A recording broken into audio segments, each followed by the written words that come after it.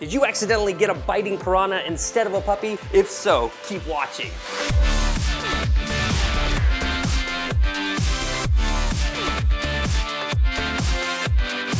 Some of the most impassioned emails I get from people are those who are having issues with extreme puppy biters. Today you're gonna meet Remy, the 9-week-old puppy biting Boykin Spaniel, and I'm gonna give you all the info you need to get this issue under control. Click thumbs up for puppies and click subscribe to learn how to teach them. Seriously, if you have a new puppy, subscribing to my channel right now is the absolute best thing you can do. Having a puppy means you need to train them, play with them, and spend lots of time with them. PetFlow isn't just another place to get dog food, it's a completely different way to get your dog food. See, with PetFlow, you order your food one time and then you tell them how often you want it delivered. Now, of course, you can edit your delivery schedule over time as you get a feel for how much food your new puppy is eating. You literally don't have to remember to buy your dog's food ever. Now, if you want to give PetFlow a shot and save 20% off of your first auto ship order, I'm gonna have a special link and a coupon code in the description of this video. I use it, I love it, and I think you guys will too. When working with a new puppy, it's important to get them used to being touched really firmly. See, the more tolerant a puppy is of being touched like this, the less likely they are to bite us and other animals. The first few weeks of working with a dog should really be dedicated to building communication with them. Therefore, you can definitely expect a pretty significant disconnect between what your puppy wants to do versus what you want them to do. For example, you might think you're just going up to pet your dog, but they might view this as an invitation to really play enthusiastically with you.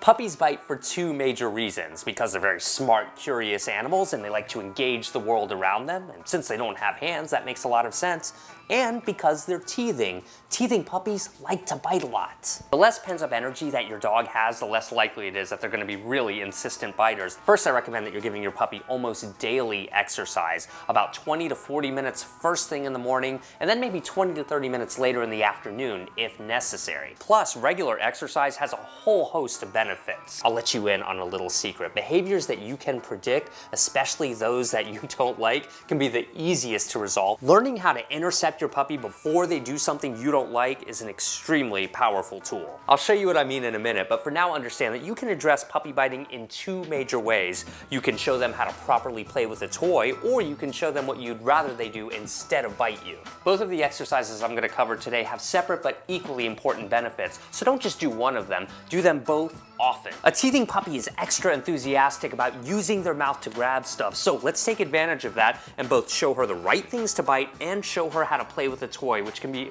very powerful for future training sessions. Since I know that Remy is likely to be in a bitey mood right now when I engage her, I want to come prepared. I want to make sure that I have something that is acceptable to bite on, like this taxi cab or this rope over here. This does a couple of things. We're showing her what's acceptable to bite on, and we're showing her how to play with a toy. And when your dog knows how to play with a toy properly, this will be a really powerful training tool moving forward. Look at this hippie.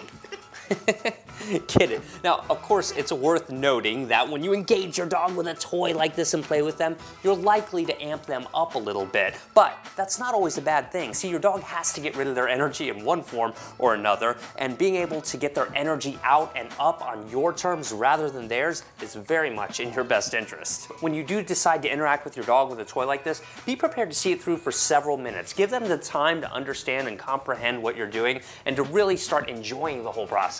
Your second major option when engaging a fierce puppy biter is to initiate a fun training session with them. Either teach them something new or work on something they already know. The beauty of this exercise is that we're going to give her an alternative behavior to do instead of just biting me impulsively because she feels like it. Today I'm using boiled chicken as my reward for Remy. She's already into a sit here. I love that.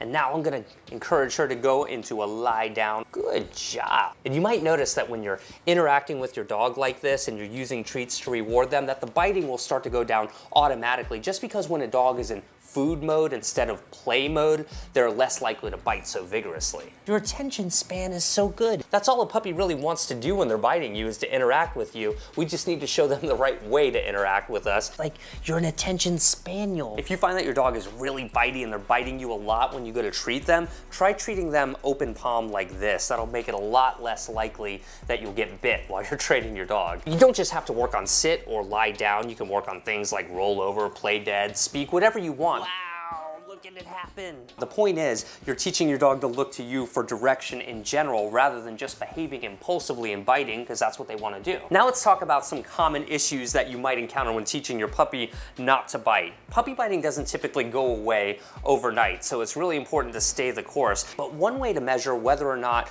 you're on the right track is to look for instances of licking where your puppy used to bite. You'll start to see that these instances will be a lot more common over time if you keep up your training. Puppy biting can take anywhere from a few days to a couple of months with the more extreme biters. In those extreme cases, just focus on gradual progress from week to week. So what do you do if your puppy just starts biting you and you're not even expecting it? Well, you can promptly engage them in a training session, much like we've done today, but you'll have to snap into training mode and make sure your mind is fully prepared to give your attention to your dog. But if you're unable or unwilling to teach your dog at that particular moment, just put them in another room for a couple of minutes, let them calm down, and then you can bring them back out and try again, or take them on a walk to get some of that energy out. But timeouts like this should really only last for about a minute or two. For those of you that have children under the age of about 10 or so, understand that it's your responsibility to teach your puppy how to not bite them, not your kids. Help us continue to revolutionize dog training by becoming part of the revolution and making a monthly contribution